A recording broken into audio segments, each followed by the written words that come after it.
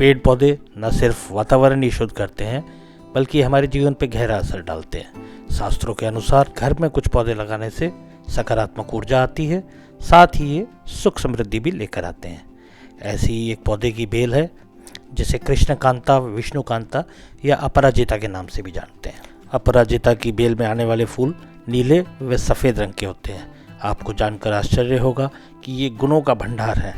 आप इसके चाहे औषधीय गुणों की बात करें, चाहे इसके धार्मिक दृष्टि से देखें, वास्तु की दृष्टि से देखें, तो आज इस वीडियो में हम चर्चा करने जा रहे हैं अपराजिता के फूलों के, बेल के, अन्य भागों के वास्तु में इनका किस प्रकार से इसका महत्व है।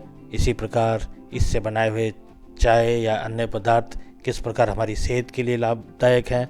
अपराजिता के औषधीय गुणों के बारे में हम इस वीडियो में विस्तार से बात करेंगे और अंत में हम बात करेंगे कि किस मात्रा में इस फूल का सेवन किया जाना चाहिए। तो आप बने रहिए अंत तक और देखते रहिए हमारा channel the edible green terraces. अपराजिता का साइंटिफिक नेम क्लिटोरिया टेरनाटी है। हिंदी में से कोयला अपराजिता, इंग्लिश में butterfly P, blue pea, pigeon wings, blue butterfly और संस्कृत में ग्रीकर्णिका, योनि पुष्प, गोकर्णी आदि नामों से जानते हैं। आप स्क्रीन पे इसके सारे नाम पढ़ सकते हैं किन किन नामों से इसको जाना जाता है। अब अगर हम इसकी बात करें तो अपराजिता का फूल आसानी से घर में लगाया जाता है। ये एक मेडिसिनल हर्ब है जो घर में बहुत आसानी से जाती है। बहुत कम मेंटेनेंस की ज़रूरत है इसको लगाने की और मज़ेदार बात ये कि इसका हर हिस्सा लाभदायक है। अब जल्दी से बात कर लेते हैं कि इसको किस तरह लगाया जाए। तो अपराजिता का पौधा बीज से आसानी से लगाया जा सकता है और इसको लगाने के लिए बेस्ट पीरियड है वो मार्च और अप्रैल का महीना रहता है। इसके लिए आपको कुछ नहीं है, कंटेनर में थोड़ी सी पॉटिंग मिक्स, जो मिट्टी जिसमें आप लगाना चाहते हैं उसमें इसके बीज स्प्रिंकल कर दीजिए, हल्की सी मिट्टी की चादर उस पर बिछा दीजिए और ज़रूरत अनुसार पानी दे दें। अपराजिता में जब भी आप पानी दें, जब आप इसकी ज़मीन को ड्राई देखें, आप देखेंगे जर्मिनेशन जनरली 1-2 हफ्ते के अंदर हो जाता है और इसमें पत्ते 20-1 दिन के अंदर पत्ते भी इसके दिखाई देने लग जाते हैं। इस स्टेज पे आप इसको बड़े कंटेनर में शिफ्ट कर दें जहाँ इसको लगाना चाहते हैं, या ज़मीन में शिफ्ट कर दें जहाँ भी इस बेल को आप आगे बढ़ाना चाहते हैं। तो बहुत आसानी से लगने वाला पौधा है ये, इसको आप आसानी से अपने घर में लगा सकते हैं। तो आइए अब हम एक एक करके विस्तार से इस पौधे के गुणों की चर्चा करते हैं। सबसे पहले हम चर्चा करते हैं वास्तु के अनुसार अपराजिता कितना बेहतर है, इसको लगाने से क्या क्या फ़ायदे होते हैं।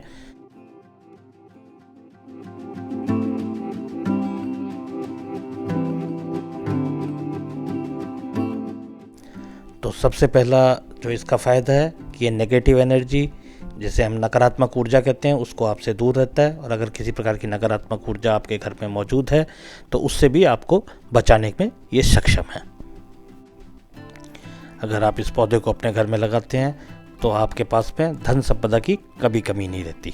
तो इसको अपने घर में लगाने से आप अपनी धन संपदा में इजाफा कर सकते हैं। अपराजिता की बेल अगर आप आपके घर पे लगाते हैं तो आपकी इंटेलिजेंस को बढ़ाती है, आपके परिवार के सभी सदस्यों की इंटेलिजेंस बढ़ती है और आप एक अच्छे परसेप्टिव थिंकर्स बनते हैं।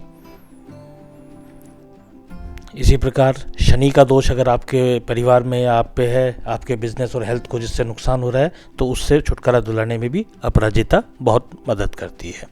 तो इस प्रकार अपराजिता के बहुत से गुण हैं जो वास्तु के अनुसार इसे एक बहुत ही ज़रूरी पौधा आपके घर के लिए बनाते हैं। तो अब हम चर्चा करते हैं अपराजिता के पौधे के औषधीय गुणों के बारे में। ये पौधा औषधीय गुणों से भरपूर है। अगर हम आयुर्वेद की बात करें तो ये पंचकर्मा करने के काम आता है। पंचकर्मा हमारे बॉडी के कई डिसऑर्डर्स और डाइन फंक्शंस को ठीक करता है। अपराजिता हमारी बॉडी के बाहरी और भीतरी डिटॉक्सिफिकेशन का कार्य भी करता है। तो इस प्रकार ये बहुत ही गुणी है। अपराजिता में बहुत ही मात्रा में calcium, magnesium, potassium, zinc, iron, manganese और ये सोडियम में भी रिच है। विटामिन, एंटीऑक्सीडेंट्स हैं। तो इसके फ्लावर्स में मौजूद एंटीऑक्सीडेंट्स की बात करें तो इसमें पी कोमेरिक एसिड, डेल्फिनिडिन 3, कैम्फेरॉल, 5 ग्लूकोसाइड एक्सेट्रा कई एंटीऑक्सीडेंट्स हैं जो हमारी बॉडी के लिए बहुत ही लाभदायक है। इसका मौजूद एक एंटीऑक्सीडेंट प्रोएंथ्रोसाइनेडिन, ये हमारे ब्लड को सर्कुलेट करता है हमारे आई सेल्स में, और ग्लूकोमा और ब्लरी विजन और आइज़ की किसी भी प्रकार की प्रॉब्लम के लिए बहुत ही बेनिफिशियल है। इसमें बहुत मात्रा में एंटी इन्फ्लामेटरी एलिमेंट्स हैं जो हमारी बॉडी के अंदर कई प्रकार की जो क्रॉनिक डिजीज़ हैं उसको रोकने में मददगार है। इन्फ्लेमेशन को रोक के ये कैंसर, डायबिटीज़, हमारी हार्ट से रिलेटेड प्रॉब्लम्स, इन सब के अंदर बहुत ही लाभदायक है। ये हमारे फैट लॉस के लिए भी बहुत अच्छा है, वज़न घटाने के लिए बहुत अच्छा है, क्योंकि ये फैट सेल्स की फॉर्मेशन को स्लो डाउन कर देता है, धीमा कर देता है, और जिसके धीमे होने के कारण हमारा चर्बी जो हमारे शरीर में बनती है उसकी मात्रा घट जाती है। हालांकि अभी इस विषय में रिसर्च जारी है कि ये वज़न को किस प्रकार घटा पाता है। अब हम बात करें इसकी और गुणों की, तो इसका डाइजेशन के लिए बहुत अच्छा है। इसके एंटी इन्फ्लामेटरी और एंटीऑक्सीडेंट जो प्रॉपर्टी हैं उसकी वजह से ये स्टोमक मसल्स को, पेट की मसल्स को रिलैक्स करता है। इसके अलावा ये पेट में और इंटेस्टाइन में पैदा होने वाले कीड़ों को भी रोकता है। इसके एक्सट्रैक्ट्स का अगर हम सेवन करते हैं तो हमें उल्टी आना और जी मिचलाने जैसी बीमारियों से भी दूर रखता है। इसकी एंटी माइक्रोबियल जो प्रॉपर्टीज़ हैं ये डाइसेंट्री जैसी समस्याओं में भी राहत देती है। अपराजिता के एक्सट्रैक्ट्स का अगर हम इस्तेमाल करते हैं, सेवन करते हैं, तो ये बहुत ही प्रभावी व नेचुरल इलाज है हमारी हेयर ग्रोथ के लिए तथा हमारे बालों को नेचुरली काला रखने के लिए। इसमें मौजूद बायोफ्लेवोनॉइड और एंथोसायनिन नाम के जो कंपाउंड हैं ये ब्लड फ्लो को बढ़ाते हैं हमारे स्कैल्प में और हमारे बालों को मजबूती प्रदान करते हैं। अब बात करें इसके और गुणों की अपराजिता के, तो महिलाओं के संबंध में अगर हम बात करते हैं तो महिलाओं के लिए अपराजिता एक वरदान की तरह है।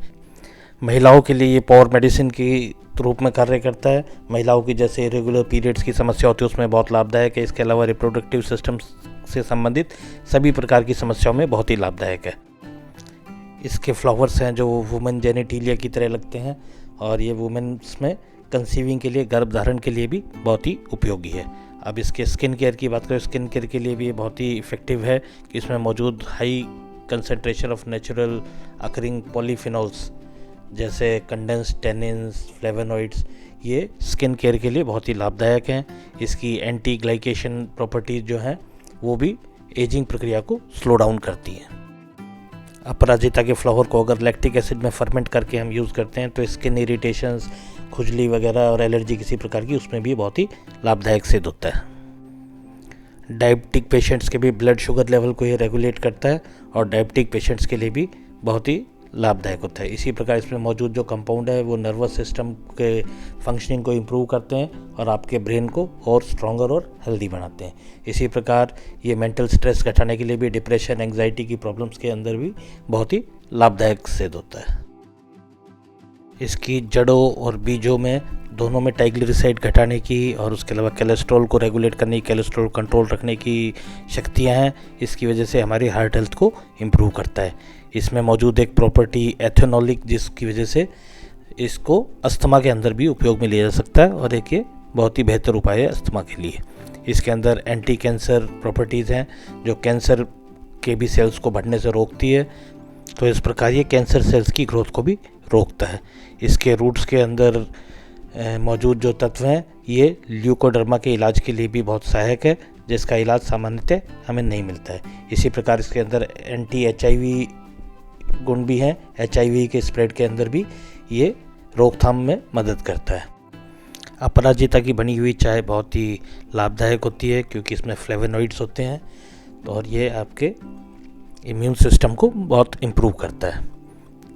तो अब किस तरह से इसकी चाय बनाई जाए, इसके लिए आपको क्या चाहिए, सिर्फ 1 कप पानी जिसको आप उबाल लीजिए। उबालने के बाद उसमें 3-4 अपराजिता के फ्लावर रख दीजिए धुले हुए। उसके बाद इसको आप 4-5 मिनट के लिए एक तरफ रख दें और 4-5 मिनट बाद उसके अंदर शहद मिला लें आप आपके स्वाद अनुसार। और इसका सेवन आप ब्रेकफास्ट या लंच के बाद में कर सकते हैं। अब अपराजिता को किस मात्रा में कंज्यूम किया जाए, इसके लिए आप 10 मिलीलीटर अगर जूस के रूप में आप इसको ले रहे हैं 1 दिन में लें और पाउडर के रूप में आप 1-2 ग्राम तक इसको लें। अगर आप किसी प्रकार की गंभीर बीमारी जैसे अस्थमा, किडनी या हार्ट या प्रेग्नेंट हैं या ब्रेस्ट फीडिंग है तो आप डॉक्टर की एडवाइस ज़रूर लें इन दवाइयों का सेवन करने से पहले। अगर आप एलोपैथिक दवाइयाँ ले रहे हैं तो कम से कम 30 मिनट बाद आपकी दवाई लेने के कम से कम 30 मिनट बाद ही इनका सेवन करें। उम्मीद करता हूँ ये जानकारी आपके काम आएगी। देखते रहिए द एडिबल ग्रीन टेरेसेस। धन्यवाद।